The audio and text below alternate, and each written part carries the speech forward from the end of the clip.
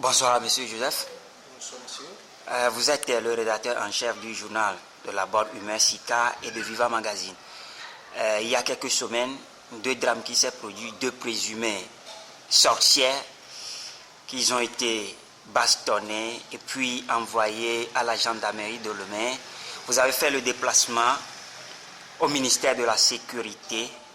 Qu'est-ce que le ministère vous a dit concrètement sur ces deux dames? Effectivement, le 14 mars dernier, au petit matin, deux dames ont été retrouvées nues au niveau du quartier Abaïkobo et ces dames ont été molestées par la population, ceux qui étaient venus. Et ces personnes les accusaient de sorcières. On disait qu'elles étaient au départ des oiseaux qui se sont transformés par après en humains.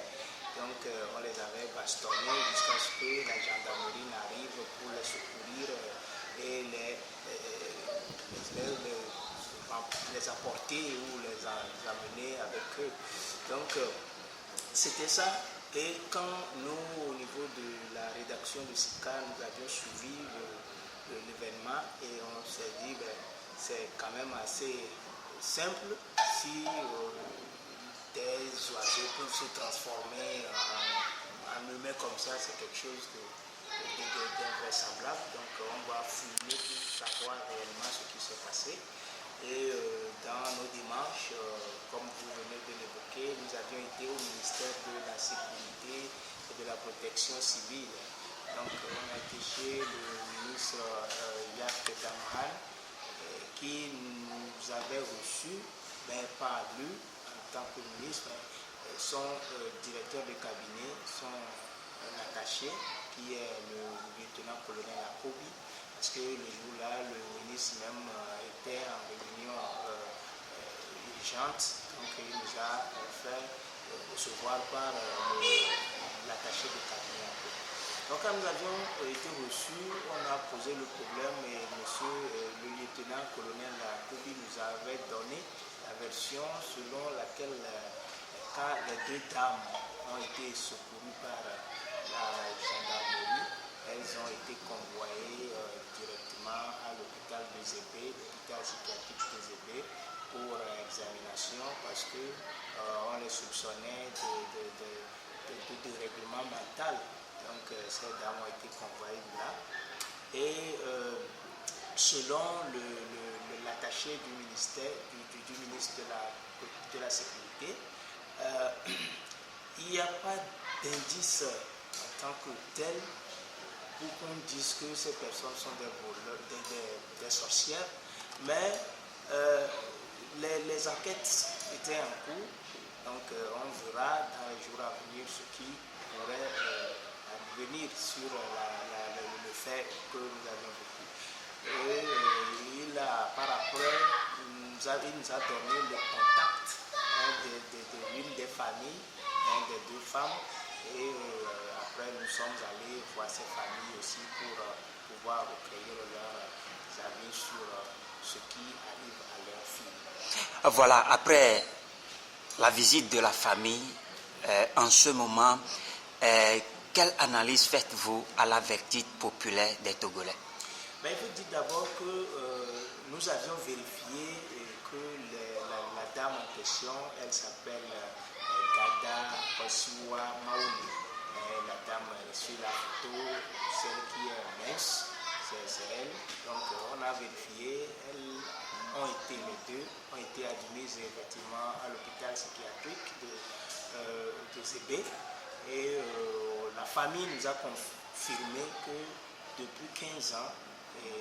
la dame dont je venais de citer le nom, Gada Maouli Akosiwa, souffre de troubles mentaux. Donc ça a été une confirmation et on nous a aussi montré les preuves que la dame était là. Le lundi, c'était le lundi 13 mars, qu'elle a quitté la maison et on la cherchait depuis ce temps-là jusqu'à ce que l'événement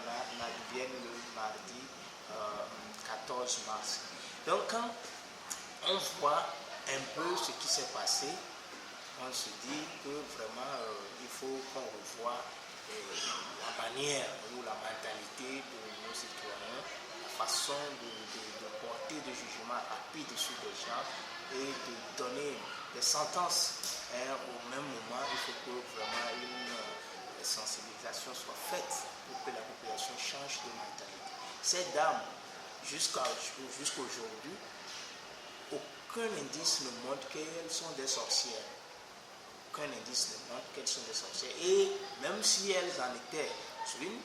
il n'y a pas de raison pour que la population se jette, pour que les gens se jettent sur elles et les molestent comme cela avait été fait. Il n'y a pas de raison. Je pense que nous sommes dans un pays de droit et s'il y a une loi qui punit les sorciers ou sorcières, je crois que cette loi doit travailler. Mais je n'en ai pas connaissance, évidemment. Je n'ai pas connaissance d'une loi comme telle que si quelqu'un est sorcier ou sorcière, qu'on puisse l'emprisonner ou qu'on puisse la tuer. Je n'ai pas connaissance d'une telle loi. Mais il faut quand même que nos concitoyens aient un peu de patience. Et sinon, si ce n'était pas la gendarmerie qui était arrivée, la vie de ces deux dames sera ôtée comme ça. Des dames qui sont depuis 15 ans un souci pour leur famille. Et je rappelle que Gata Maouli Akosua a deux filles, l'une âgée de 20 ans et l'autre de 15 ans. La toute dernière, celle qui est née, et c'est de la naissance de celle-là que la maman a eu la maladie ou les troubles là, et depuis 15 ans, elle traîne ces troubles sur elle. Donc voilà que cette dame qui est un souci pour sa famille qui fait tout pour pouvoir la rendre normale, qui essaie, qui a d'ailleurs essayé plusieurs fois, selon les preuves que nous avions eu à voir chez eux, au niveau du Bénin, à Cotonou précisément, la famille a essayé à plusieurs reprises de ramener la dame dans un état normal. Et ils avaient toujours l'espoir qu'un jour leur fille sera guérie. Et voilà que malheureusement, cette situation met leur fille dans des difficultés. Je pense que nous devons mettre bas la terre et essayer d'éduquer la population, essayer quand même de dire à tout le monde que cette colère brute, cette colère qui vient, qui n'est pas fondée pour la plupart du temps et qui fait qu'on tue les gens, qui fait qu'on bastonne les gens, qui fait qu'on met fin à la vie des innocents, il faut qu'on contrôle cela, il faut qu'on contrôle cette colère-là, il faut que nous posions plusieurs questions avant d'agir. Et là, je crois aussi que les responsables de la sécurité doivent réellement faire quelque chose dans ce sens. Et on ne doit pas laisser les cas de vandalisme comme ça et non punis. C'est pas bien. Quand le ministère de la Sécurité, quand la justice va mettre en branle une enquête qui va déterminer, qui va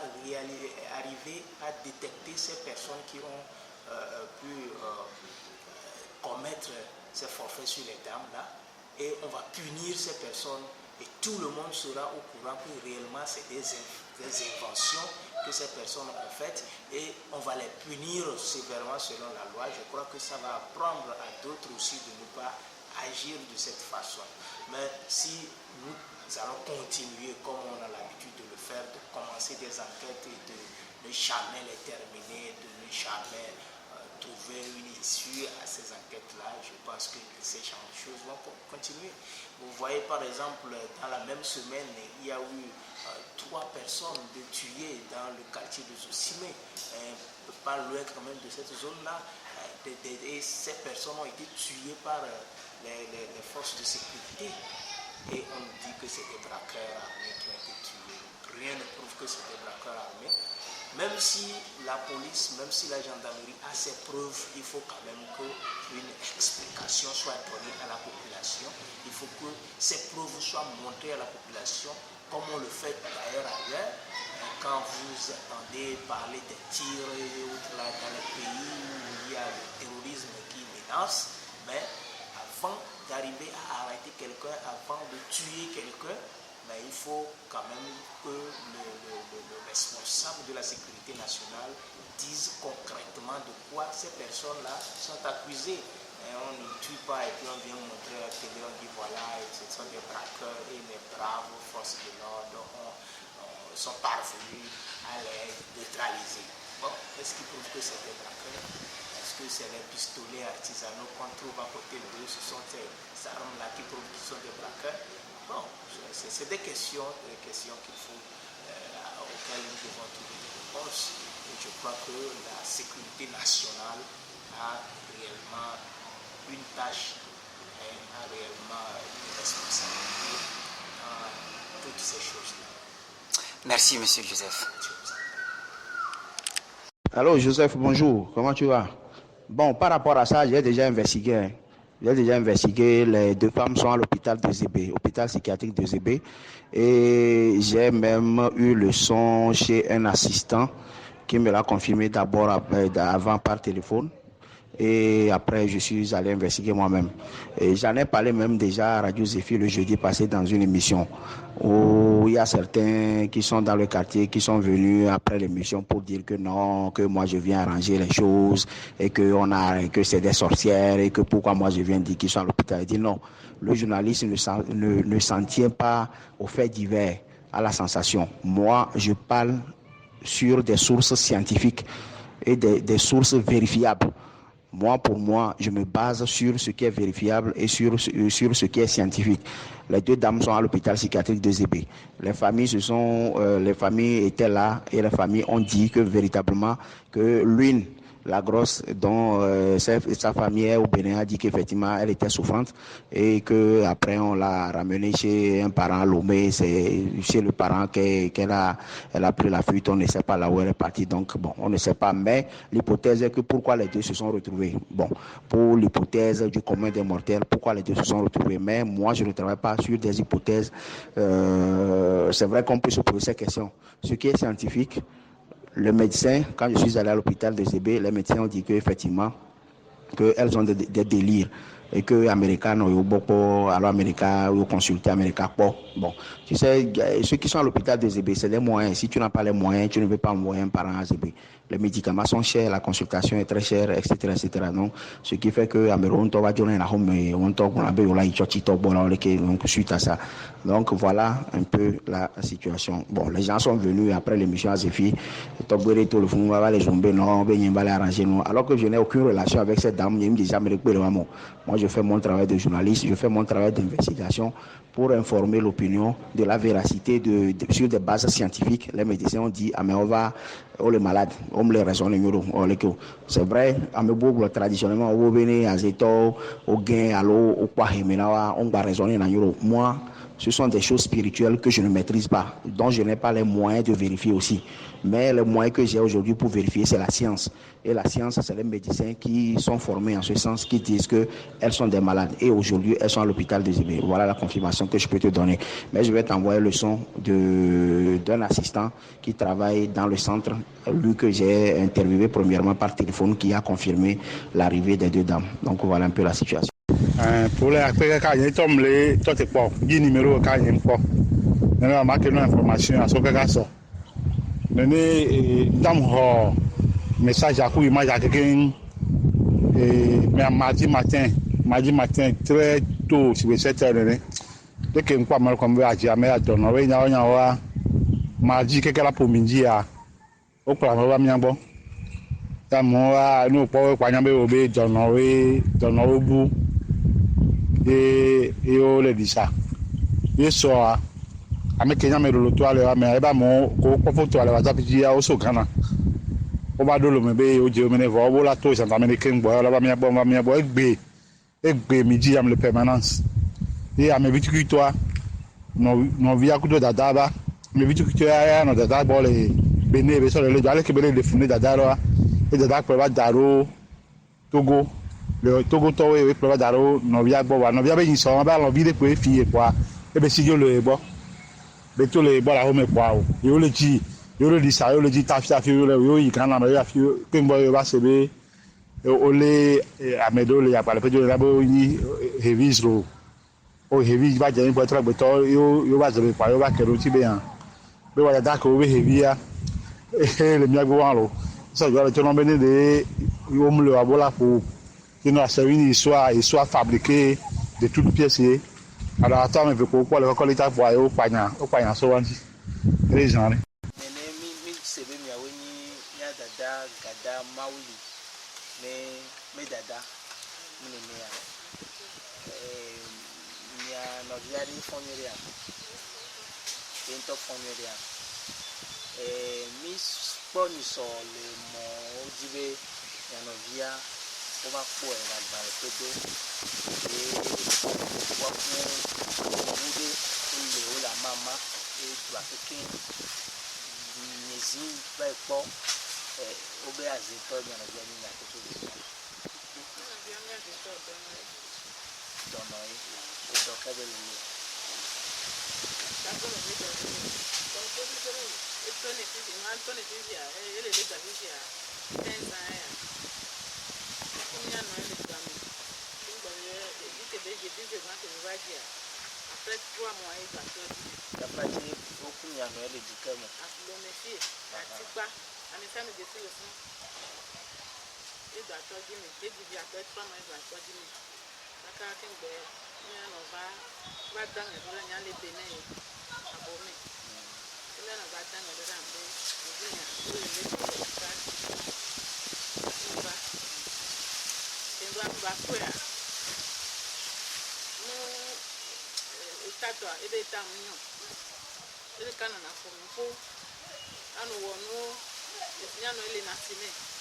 anu wana itana fompo nya no tocha kare me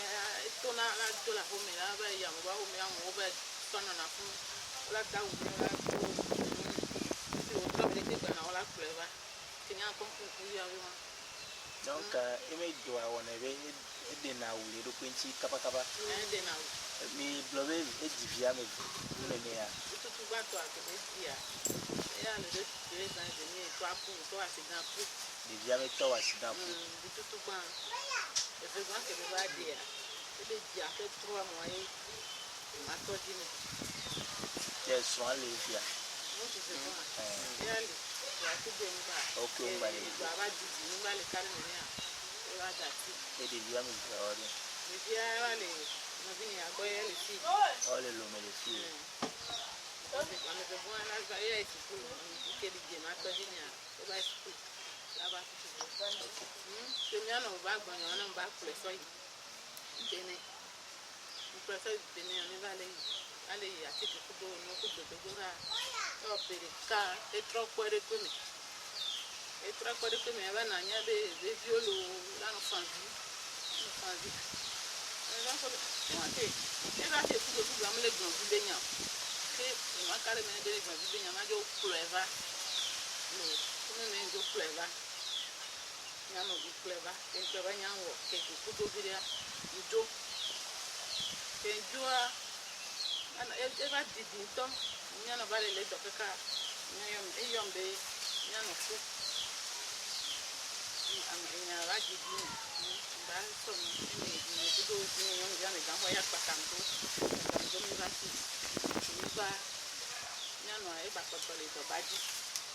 ni na dina eku o ja imo ko bi e ma ba fu tudo nyano ya pe kan le ko ami magba yìí sí òun tèdè kó ẹ magba sí òun kákákákáká ìgbà sí òun kákákáká rè ká náà ń lò pọ̀ nǹkó ìgbà kọ́tà ìwọ̀n rè ká ní ìgbà lè fi pọ̀ kó ẹ ilé àgbà bí kọ́tà lè fà mí dé áwò náà bí láti kọ́tà ó làwọn ìṣẹ̀mí náà fi kó bẹ́ẹ̀ náà dé àwọn bí a ní bàbá jó báyìí àtọ́ ìgbé ní adé inú ìgbé wọn lè dàrẹ́ náà ní ẹjọ́ ìdáàfin náà yàn bí a jó ní ìpọ̀tọ̀ ní àmì tó tó ní àná me sonya opo nyanyi na de ka ya ni na ba ko nyano be ko ya bina nyano besi le etakele ya tete la ga nya se so yi na no viole e village ni no binya ma ple ma sokuti ma ple no eyin de ya ni ku de mi o tukara ka ke ngbo ba ple ba isan ni do tukara to do kaka ke ngbo egbɔn ya ɖe kpekpe abe do kplɛ mikplɔ mía nɔ sɔ vɛ ɖo village tevie mitrɔ gbɔ va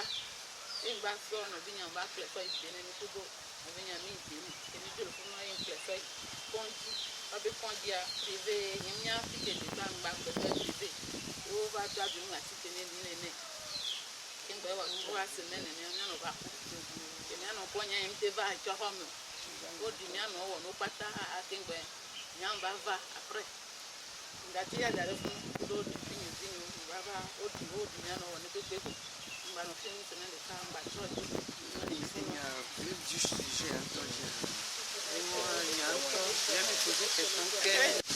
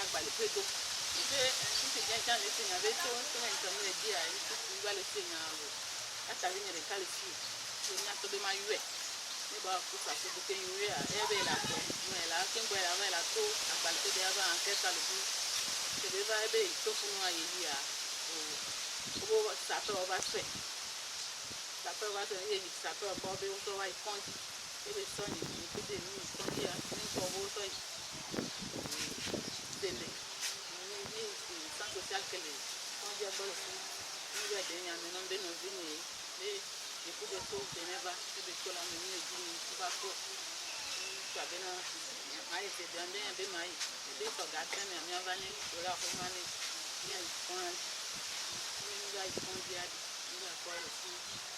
comme beaucoup c'est de que le fou comme beaucoup on peut nous faire bien là comme dans l'Amérique comme dans les soirées quand on va comme c'est là quand on va dimanche quand on va avec quoi des c'est déjà terminé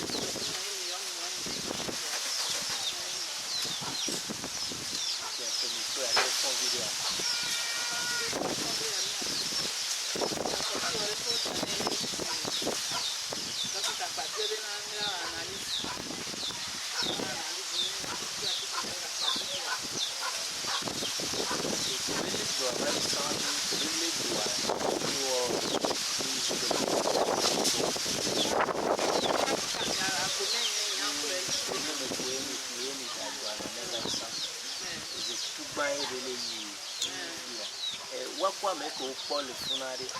ni monde ya mawanjia. Nko kweke benyami le tâche sociale eye wabe apeto téléphone etuna ni be a de ifi kan ya ma wacha be ya mo to kana me ba o wa ton va be kame be ya ka toy kemi me de ni kwa di tore ko le ni ba ta kan be ala me te ni ba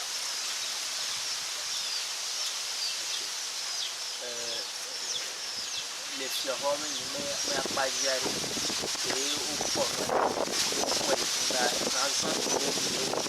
dit à moi que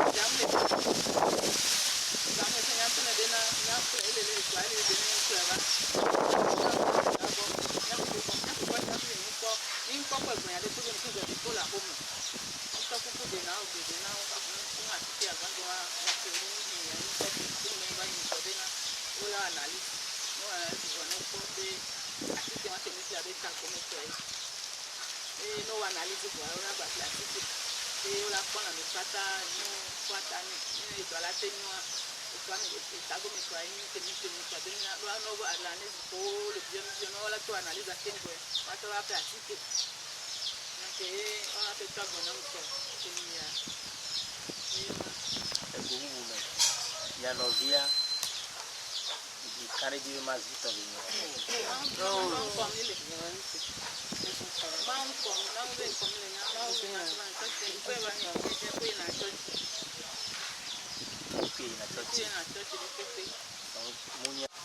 Musenye me le dia me de ku me me lo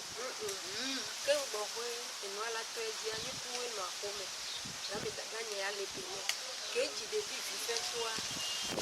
e ba ma to la ko ma be na le ta ke be ko de ya ta kwa mi na nyi ya kata mi ya no e ya to su be ma e ma da no ku do mi ko wa ko le te la de kwa ma ya jo yi moto ja ve sa mango kwa jambo ma to kwa no abe igba to ma no ahome kwa njo na ipa e dozo eve plomo la kwa kan de ka kwa so se vitu kwire mo na nyi mo le po no ke be la be so mo la ko de me ke e na ko va ji ko do ko me ke mi va le ma boa e so acha vana so aba chima de ka kwa ke no ba do ji ko e do ko me lo no so be no ko de so ni mo ke mo mo li no ke ni no le wo ma e to be ma jo le gbo le nya nya jo le gbo fi je ala trozu ni ku ye to mbo o no ke le jo no ke mo no enye jire bia na ma bule gbo no ke le wa le fi nya ma no ne gbo jire serika kwa vinya me gan fa le funu mbene ku ju moto ba ve yo mama va ye be yi ye dada va nya no va be eli no ke le jo e be dada nde to me jo ve na funu me ya be so ka kla dozo mele ka kla ya be ja dina de via ye ma jeji be ko de via ye be ya di ka kla na ma be awo ne via ti be ya wuwa ne wu ye mi so le ne pa mi le kwa ha de ka mi na ipo ami ku ma mi le ka ele mi ago si be ba me ke le ku mi ne le gbe wa gbe tu enuke ke be nuke pa ele si be me ke le ku do mi ne pa mi ku ma mi le ka e ba se be dada nye paga yolo ono ebe nyama je fun be yo kada enyam ye paga yo de ke no nye lo kwa mo san re ke nyami de undea electro les zombie vont manya ba me ke jajo pa ye bejo ni na kwa dada ke no e ba be re mambe nchanyo kwa emi le mi le no e ji kaka mpo kwa radio le nyagbo asore le gbo ma unya embe dada ni no go to nyere e kwa pasa broma nya bo be na me de do problem ku he de le dia ne yo embe a ne yo zere ka ba to le paso be e be vivu ye ko be yo paso be e be vivu paso be ne nya no ne so e ba lo so da de ba ho bi lu fi ke fi ale a kaka mula ke a e la po e ya te pe ke paso a du bera ebe 3 jours a mi le pa me de ko va to ni be ko la gba le pe do o ku e kaka nti keke nwa bine ye fu me no e to a vigile ndo dada bo jire fi ke ebe le a eyi ebe gamu le si ebe ma so gale o to so le fu mane eyi e di sale fu kaka kwa nyon de le fu de na yi be le ko mi ti po a e va na be le na yi ke ma na yi la me agbo kwa ke gbona kwa no ye ya kwa fu ju ve classe kone ebe dada o le ji mu ye ma ebe fu me no ye da fu le la mama amo bebe yo ma so amo le fu be yo ma so e ba wu le ye fu no a fu me ve no ye ta ebe so le ka so sare kone ebe pleva o fu ti plene ke no ye le fa bi ya kata mi to adidi ye fu me be dada le la nyore ma gbona ayi ne ba plea ya dada gan be ba plea ma fu me ya dada bo ebe ba plea soju o e plea soju ke be bo a no to no be no vi yo la ba je e pon la mento kaka e dade di ebe dava le kore bi ebe apena Yesu ebe ke va ya ye magajo be ya ye magajo ye mbo la jo ebe ye magajo ke ba le doku dada nye sojo le gbo ke dada nye sojo le gbo amereva no mi agbo la home ngba ngolo be enyawe funu e pe ke me e o pu la gban le pe do la ke do nkupe a ndo kuku ngolo be 2015 ye no ale jo 2015 me yo pu la gban 2015 ye ni agba le pe do kaka toti ki jo ke 2015 mundo e abe ya mu se wo ma do se na e confond na no e le blo e fi be pe e be do ale je 2015 ye ma le do nya mi no ati gba 2015 ye 2015 o nya 2015 o bana te Session combien ouais pour la 2015. a me le 2015 elle est bonne elle 2015 elle est coton. manga ngo bani do e o ma do ko grand me fo ke o ko grand me ke ngbo va pour le jo mi la Et game pour les jours. ke ma ko ayin pour Année 2013. Voilà. ma ko e yang te pour le jo ke mo baba do nya ina be ma pour le jo na o me mi na ma da dare nya pour le jo ko tele de se 2015. a me de le tochi alo agbara pe do goji e be yi me gbo e ku ke be ku no no aso ya no mu so na da na be katia mo no akolo na jo na ke va e be ya ja ki to ina ni to ja ki ba ni to tu ke mi ba sai to be ya ja ko ni to nya no bi ka ele fu ebe ya yi gbo bo mu nya nya ku mo e no ba susu me ne kwa e glo na be ya yi bo mi ble na be ne gbo jire be ne lukia ni la kule so yi wa e ya gbo na be gbo agbo etiri ka o do la kule ne jibe ajua e la no de fu no no fi ko o no be bi le kwa la jo le ne pende ebe il y a jawari di ko fond ebia boa eya le boa le fi le su ebia me kan ko boa eya le boa bo ko gbo ba e mo na bi e yu e le ba e ba ba mo no e ya ya tro na kaka fu ya ba sa me ti le ma ni ba sa me ya le ko mu se na mo na o je suivi de yo no vi de ya me non vide de ame e tu bala no do pe bala no do pe black e pe black me te wa le do kenza de ko tele ame ke le fi e fia de ke be tele alors de ke be tele o ni ke le jo e fia de ke be tele ko e bo eya no e voa comme be gbo e be no kaka be si madia e ko no no avoa nso no no abebe le si bebe enyelele next go kware ke Emilia ne no ayu a nso na ba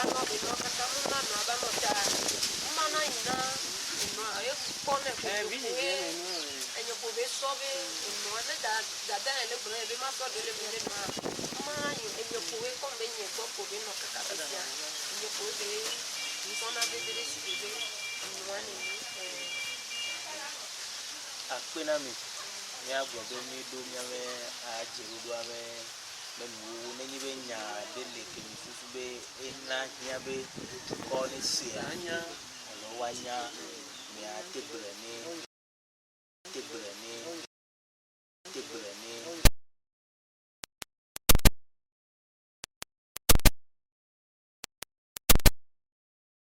Mon est notre oignon, de le Québec de va.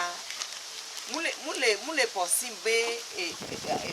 moula inventé ya. Kaka roba kuto ya on patan ko bonoso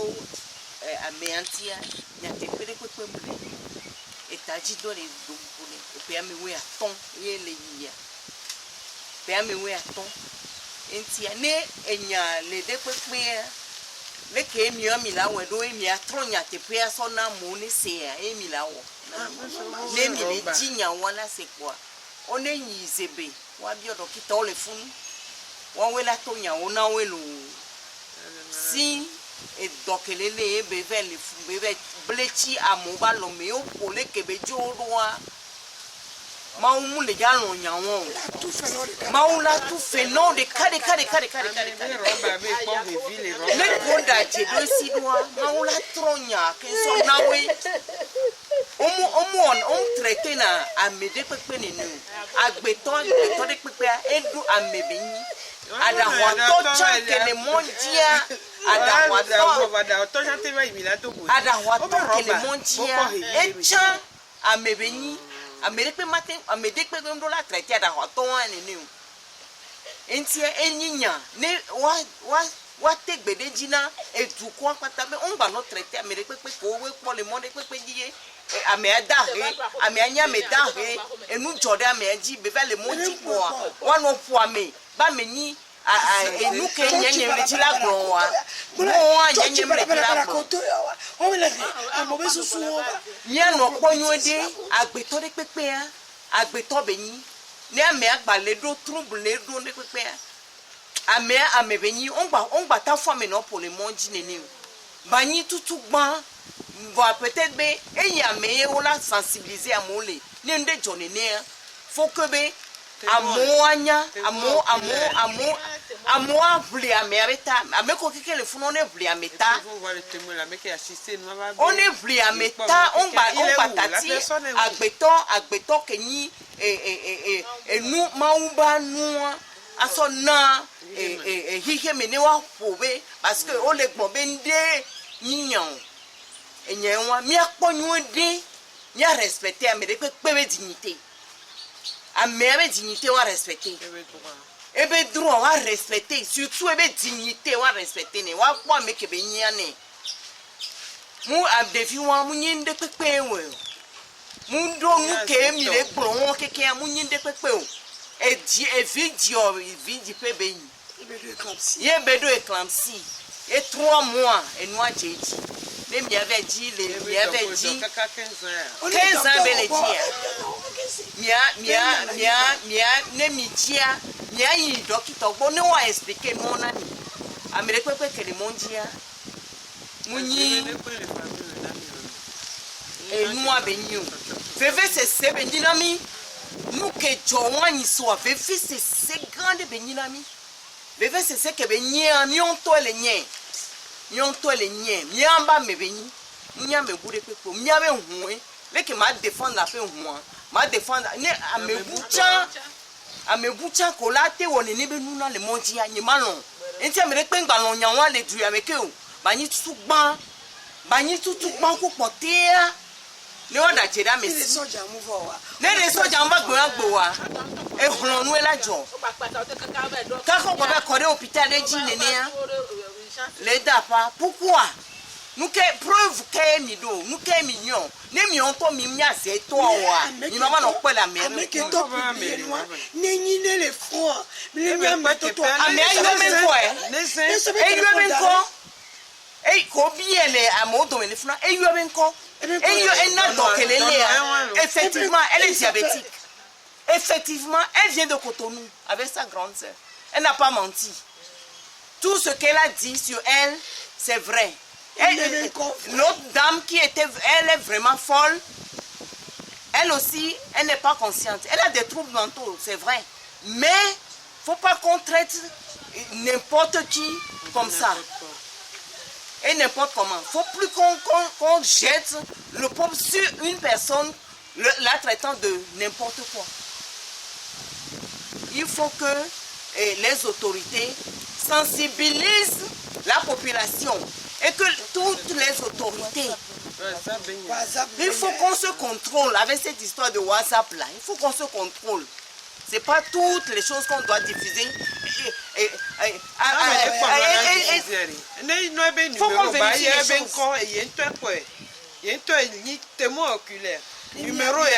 choses. C'est trop facile. Anna est quoi ça?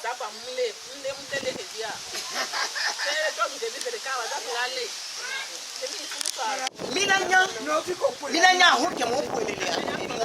Me ko kwa Milanya, ne mi tia Milanya. Milanya. Na vi ava gbonyelo. Ona na kuma na du otromo okra na banana. Yemi an to mi ata we bezume titi mi nko o se me de ka kemile wa yo pe kaka ni me soja o pe mala te. Ya no mi se be bia. Mi npe o. To jibe akoya. Eke mugia game